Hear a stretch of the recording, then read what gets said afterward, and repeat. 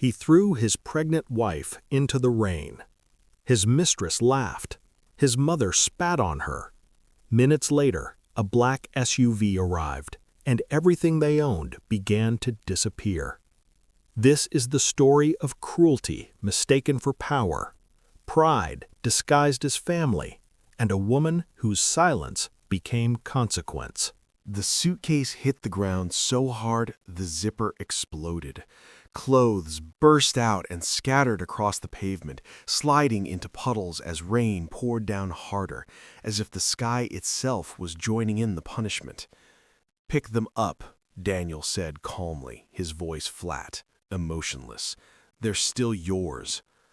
Amara didn't move.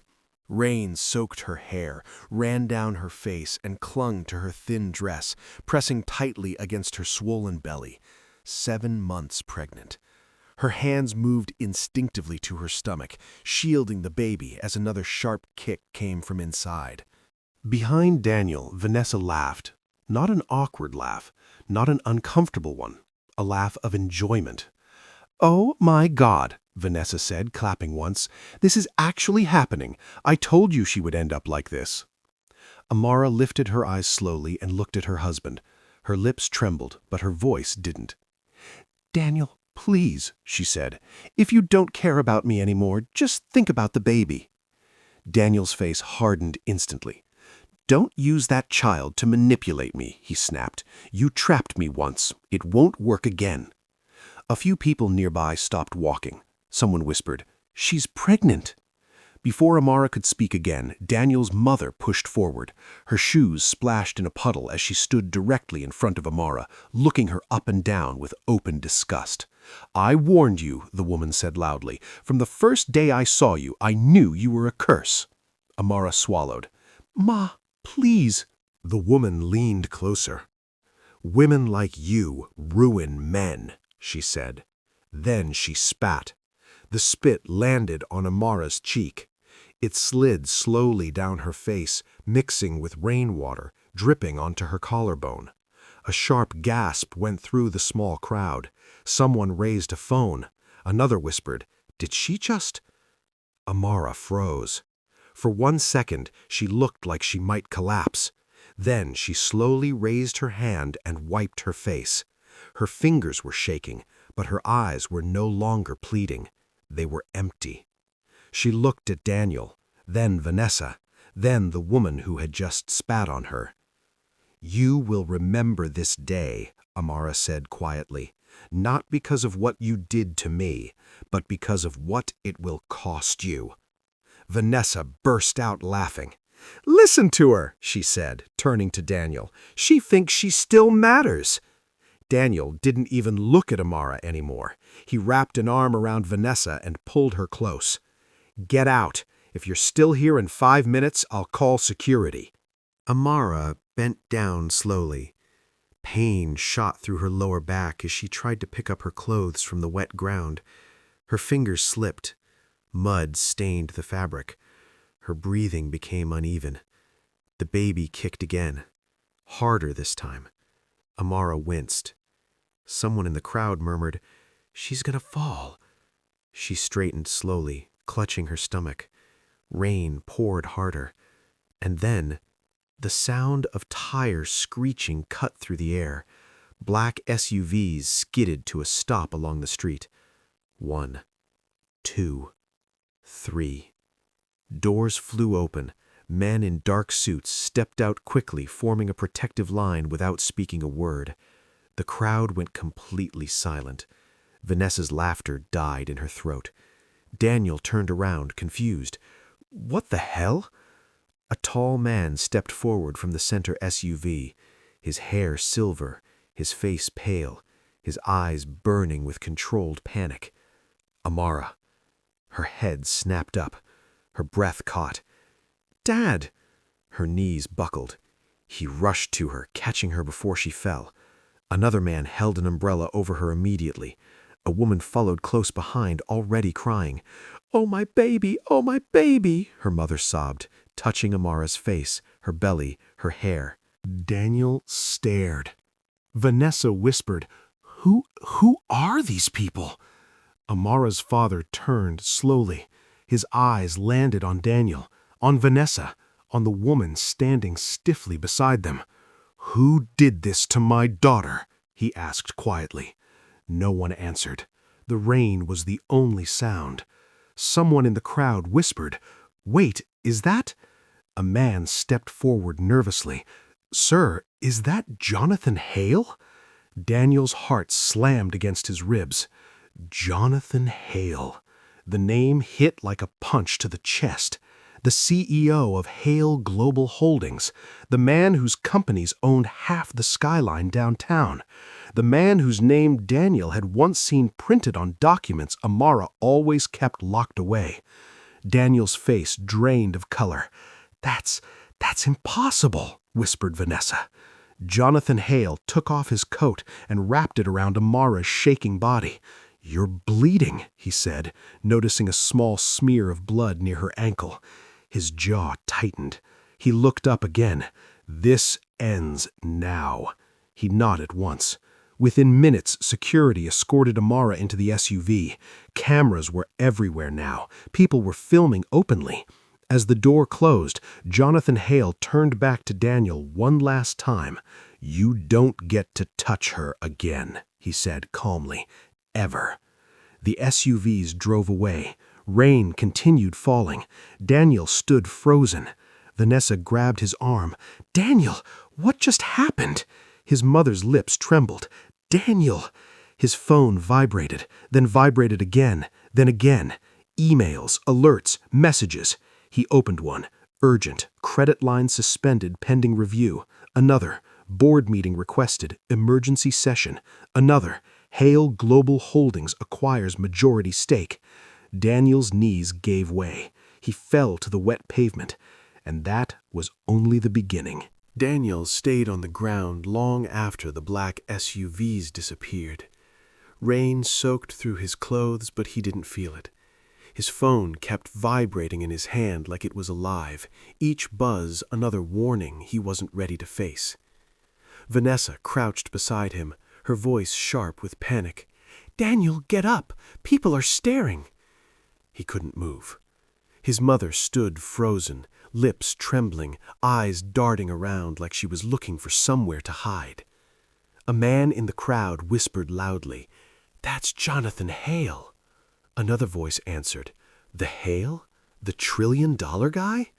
Phones were raised openly now, no shame, no hesitation. Daniel finally pushed himself up, his knees weak. He tried to straighten his back, tried to look like the man he had been an hour earlier. But the ground had shifted, and everyone could see it.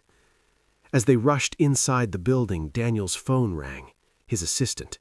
"Sir," she said, her voice shaking, "the board has called an emergency meeting, now. Banks have frozen access to 2 accounts, and legal is asking—" "Handle it," Daniel snapped, hanging up. Inside the apartment, Vanessa turned on him immediately. "You never told me she was that," she said. "Who was she, Daniel?" He shook his head. "I didn't know, I swear." His mother sat heavily on the couch, clutching her chest. "You married a monster in disguise," she whispered. Daniel stared at the wall. "No, he married an angel and threw her into the rain." The boardroom the next morning felt different, too quiet, too cold. Daniel walked in expecting arguments, questions, maybe reassurance. Instead, he found distance. People he had known for years avoided his eyes. The chairman cleared his throat. "We need to address the acquisition." Daniel stiffened. "What acquisition?" A screen lit up. Hale Global Holdings, controlling interest acquired. Daniel's vision blurred. "That's impossible," he said. "No one had the authority." "You did," the chairman replied calmly. 3 years ago, when you signed those emergency funding agreements, they were structured creatively." Daniel's mouth went dry. He remembered Amara staying up late those nights, reviewing documents quietly while he slept. His legs weakened. "So what does this mean?" he asked. "It means," the chairman said, "you no longer run this company." The room spun. News broke within hours. Headlines spread like wildfire. Rising tech CEO loses control after secret takeover. Hale Global absorbs Daniel Carter's empire. Commentators speculated. Former employees leaked stories. Vanessa packed her bags that night. "I didn't sign up for humiliation," she said, zipping her suitcase loudly. "You should have treated her better." Daniel grabbed her wrist. "Don't leave me now." She laughed bitterly. "Now? I should have left the day you spat on your own marriage." She walked out. His mother turned on him next. "This is your punishment," she screamed. "You chased away your blessing." Daniel snapped back. "You spat on her." Silence swallowed the room. Amara woke up in a private hospital room. Soft light, quiet machines. Her father sat beside her bed, holding her hand tightly like he was afraid she might disappear. Her mother slept in a chair nearby, exhausted from crying. "You scared us," her father said quietly. "I didn't want to hurt anyone," Amara whispered. He closed his eyes. "You were hurt." She placed a hand on her stomach. "The baby?" "The baby is fine," he said quickly. "Strong." Tears slipped down her face. Later that night, labor began. It was long, painful, lonely in a way no amount of luxury could erase. She screamed. She prayed. She begged God silently to let her child live. When the cry finally came, sharp and loud, Amara broke. They placed her son on her chest, alive, perfect. She whispered his name, and for the first time since the rain, peace touched her heart. Daniel tried to fight back. Lawyers were hired, statements drafted, but the truth kept surfacing. A video went viral. Rain, a suitcase, a pregnant woman bent over, a spit flying through the air. Comments exploded. She was pregnant? That man deserves nothing. Karma didn't miss. Sponsors vanished. Banks refused meetings. Daniel's name became poison. Desperate, he tried something else. Repentance. He appeared at a church one Sunday, cameras invited. He cried openly. "I made mistakes," he said into the microphone. "I ask for forgiveness." The pastor laid hands on him. The internet did not. Someone uploaded receipts, private messages, lies, affairs. The fake repentance collapsed overnight. Weeks later, Amara stood in a hospital hallway again, holding her newborn during a routine checkup. She was dressed simply, no makeup, no security. She wanted normal. Down the hall, a man argued quietly with a nurse. "I don't have insurance," he said. "I just need one more day, please." A little girl sat beside him, pale, coughing softly. Amara watched. She stepped forward. "I'll cover it," she said gently. The man froze. "What?" "I'll pay," she repeated. Tears filled his eyes. "Thank you. I'm Ethan. This is Lily." Lily smiled weakly. Amara smiled back. That moment, small and quiet, would change all their lives. Daniel sat alone that night in his apartment, staring at the rain hitting the window. He checked his phone. No messages, no calls, just silence. Somewhere across the city, Amara held her child and smiled at a stranger, and fate was already weaving their paths together. Ethan never asked Amara who she was. That was the first thing that unsettled her. Most people asked questions quickly, too quickly. Where do you work? Where do you live? Why are you always calm? Ethan asked none of that. He only said thank you too many times and watched her with quiet respect, like he didn't want to scare away something rare. They began seeing each other because of Lily. At first, it was just hospital visits, then coffee afterward, then walks in the park when Lily felt strong enough. Amara noticed things: how Ethan always walked on the side closer to the road, how he carried Lily's medication himself, even when she offered, how he apologized to strangers when Lily coughed too loudly, even though no one complained. Once, Lily fell asleep on Amara's shoulder in the waiting room. Ethan panicked when he saw it. "I'm sorry," he said quickly. "She doesn't usually—" "It's okay," Amara whispered. "She feels safe." Ethan swallowed hard.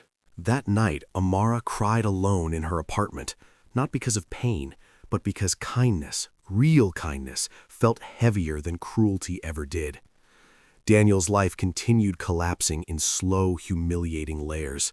The lawsuits came next. Former partners sued, employees testified, tax authorities reopened files that had been closed for years. Daniel hired another PR firm. This time, they advised a new strategy: redemption through family. He stood outside a courthouse one morning, cameras waiting, holding flowers. "I just want to apologize to my wife," he said. "I loved her." A reporter asked, "What about the mistress?" Daniel flinched. The clip went viral. Again.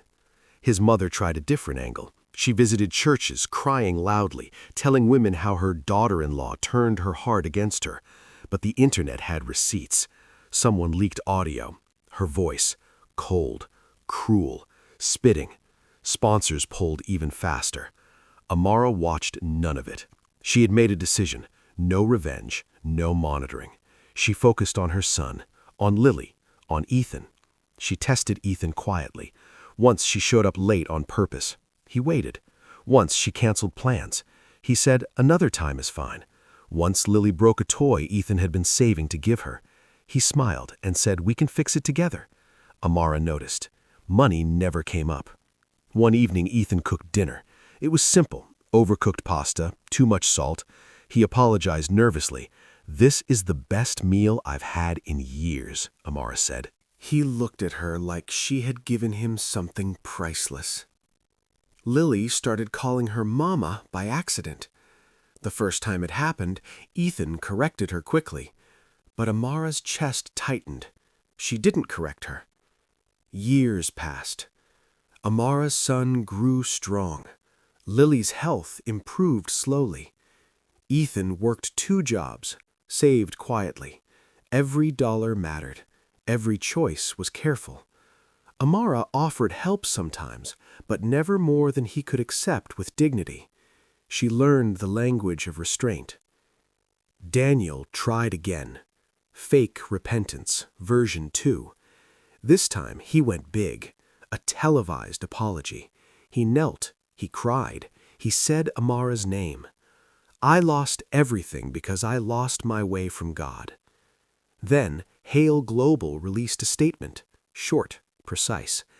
Daniel Carter was removed due to ethical violations predating his marriage. The apology collapsed instantly. Worse followed. Court records became public. His affairs, his fraud, his manipulation. The world laughed. Daniel didn't sleep for days. One night, Ethan took Amara to a small jewelry store. He looked uncomfortable. "I've been saving," he said. "Not much, but enough." She didn't answer. He knelt. People stared. His hands shook. "Amara," he said, "I don't know who you are in the world. I only know who you are to us." Her breath caught. "I love you. Will you marry me?" Tears slid down her face. "Yes," she whispered. That night she made a decision. The truth could not stay hidden, not after this. Daniel received one final blow weeks later, a letter, legal, cold. It informed him that the child he believed was his heir was not legally recognized. The Hale name was elsewhere, protected, untouchable. Daniel screamed. The walls didn't care. Amara sat across from Ethan days later. She held a tablet. A photo filled the screen. Her father, her mother, herself. the Hale name beneath it. Her son's name is beside hers. Ethan frowned. "Who is this?" he asked slowly. "Is this you?" His laugh was nervous. "This looks fake." She met his eyes. "It's real." Silence swallowed the room. Ethan stared at the screen again. Then again. He zoomed in, out, back in. The names didn't change. The faces didn't blur. He laughed once, sharply, like the sound escaped him without permission. "This isn't funny," he said. "If this is a joke—" "It isn't," Amara said softly. The room felt suddenly smaller. Ethan stood up, pacing. His hands ran through his hair. His breathing changed. "You're saying your father is that man?" he asked. "The one on the news? The one who owns half the world?" Amara nodded. "And your son? Your son is—" "My father's grandson." Ethan stopped pacing. Fear entered his eyes. Not greed, not excitement. Fear. He sat down slowly. "So everything, the hospital, the bills, the help—" He swallowed. "Were you testing me?" "Yes," she said. "And no." He laughed bitterly. "That's not an answer." "I was testing the world," she said. "You just happened to be in it." Silence stretched. Then Ethan said something that made her chest tighten. "Why didn't you leave when things got hard?" he asked. She looked at him. "I did." "No," he said. "With me, with Lily, with the mess. Why didn't you walk away?" Amara's voice trembled. "Because you never once made me feel small." Ethan looked down at his hands. "I don't belong in your world," he said quietly. She stood and knelt in front of him, taking his hands. "You built your world with kindness," she said. "That's the only one I want." Tears slid down his face. "Are you sure?" he asked. "Yes." He nodded slowly, then pulled her into his arms. Daniel watched the wedding online. He wasn't invited. No one he once knew was. The ceremony was simple, private, no press, but Hale Global's name appeared quietly at the bottom of a congratulatory announcement released later that day. Markets reacted. People connected dots. The woman Daniel threw into the rain was now married to a man the world admired for his humility. Daniel's name trended again. This time, it wasn't rage, it was mockery. Imagine losing this. Kindness really won. He chose greed, she chose peace. Daniel tried one last time. He showed up at a Hale Global charity event, thinner now, eyes sunken. Security stopped him. "I just want to speak to her," he begged. "Tell her I've changed." Amara saw him from across the room.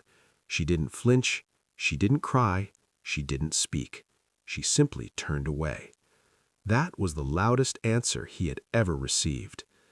Legal documents followed. Final. Unforgiving. Daniel's remaining assets were seized. His mother's properties were auctioned. The last appeal failed. He was erased. Not by revenge, by consequence. Years later, Ethan stood in their garden, watching the children run. Lily laughed freely now. Amara's son chased her, strong and joyful. Ethan smiled.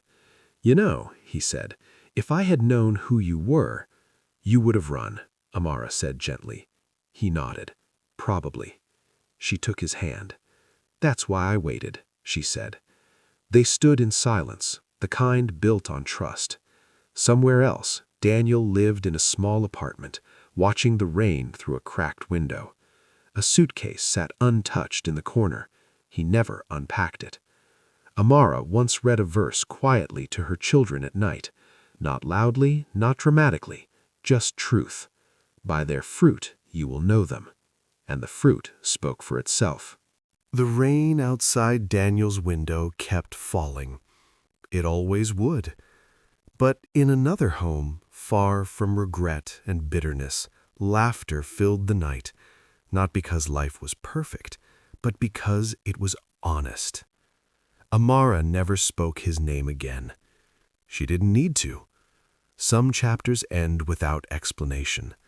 And sometimes the greatest justice isn't public downfall. It's being forgotten by the life you chose to lose. Because love doesn't shout, truth doesn't beg, and grace doesn't chase those who trampled it. Some people think wealth decides destiny. Others think power does. But in the end, it was never money that revealed who they were. It was choice. Some choices change lives forever.